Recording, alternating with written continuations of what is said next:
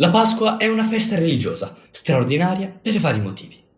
Ma per secoli questo periodo dell'anno è stato sinonimo di sacrifici necessari, secondo i pagani, per risvegliare la terra. E a volte il sacrificio non era un animale.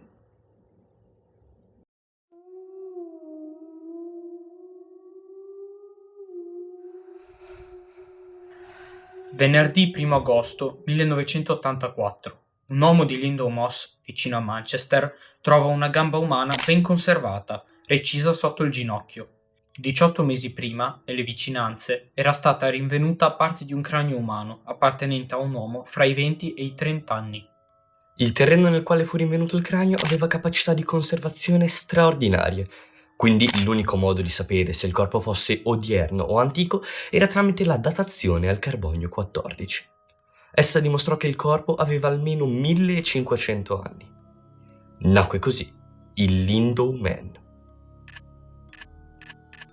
Immediatamente prima della conquista romana, la Britannia si trovava alla fine dell'età del ferro preistorica, un'era dominata da metalli e dai rituali. Se l'uomo di Lindow fosse vissuto e morto in quel periodo e in quel luogo, con ogni probabilità sarebbe stato un celta.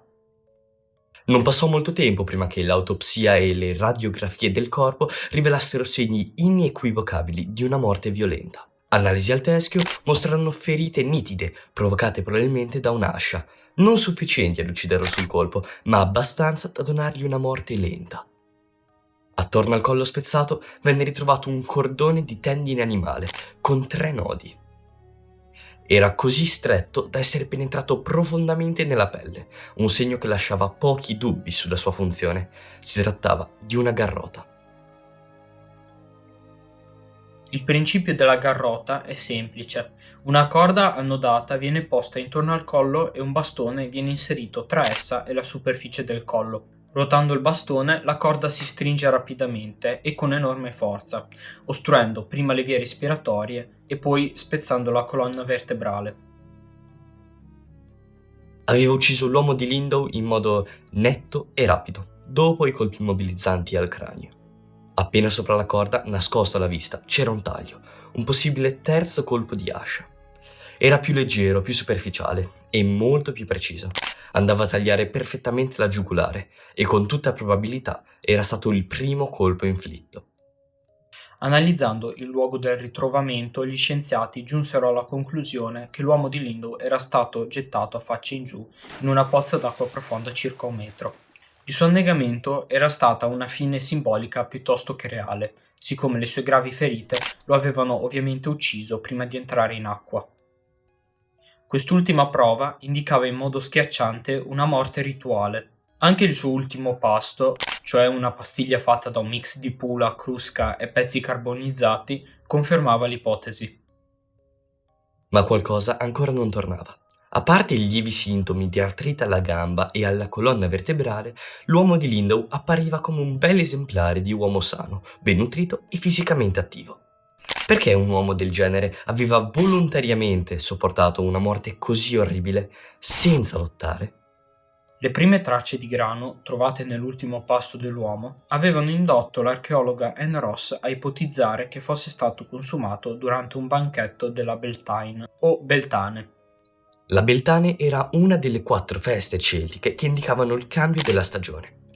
Segnava l'inizio dell'estate e finiva con la Samhain, che segnava l'inizio dell'inverno.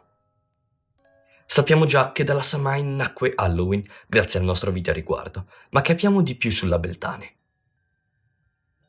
La Beltane, festeggiata circa nello stesso periodo dell'attuale Pasqua, era una festa molto importante a livello spirituale. Stava per arrivare una stagione prosperosa e quindi bisognava fare un grande sacrificio per assicurarsi un buon raccolto. Analizzando meglio il corpo, specificatamente mani e unghie, che erano molto ben tenute, scoprirono che l'uomo non era uno schiavo o un paesano, era un aristocratico. Ma di che rango?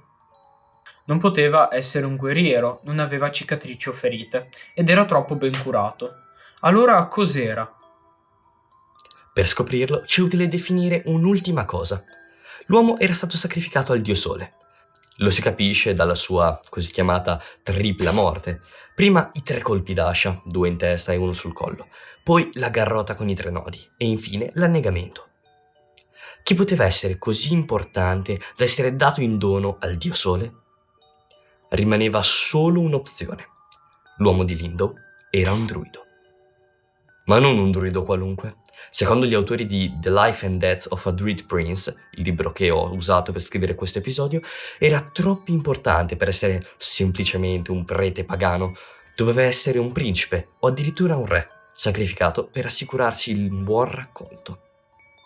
Oggi il sangue di un principe druido ci sembra una follia barbara, un rimasuglio di un'epoca oscura che non ci appartiene più. Ma la verità è che non abbiamo mai smesso di celebrare quel sacrificio. Abbiamo solo cambiato i simboli. Ogni volta che scartate un uovo di Pasqua, state inconsapevolmente rendendo omaggio a quel tributo di sangue. Sembra un'esagerazione, ma l'archeologia ci racconta una storia ben precisa. L'uovo non nacque come un dolce, ma come un oggetto funerario. Negli anni '20, Sir Leonard Woolley stava scavando nelle tombe reali di Ur, in Mesopotamia. Accanto ai resti del re trovò frammenti di un vaso decorato, ricoperto in oro. E al lato del vaso c'era un uovo di struzzo decorato. Non era lì per sfamare il defunto, era un sigillo. Per i Sumeri, come poi per i Romani e gli Etruschi, l'uovo deposto nella tomba rappresentava una bara per l'anima. Lo storico Mircea Eliade spiega che l'uovo rappresentava il cosmo chiuso e che dalla sua rottura era nato il mondo, e allo stesso modo la primavera rinasceva dalla rottura del guscio dell'inverno.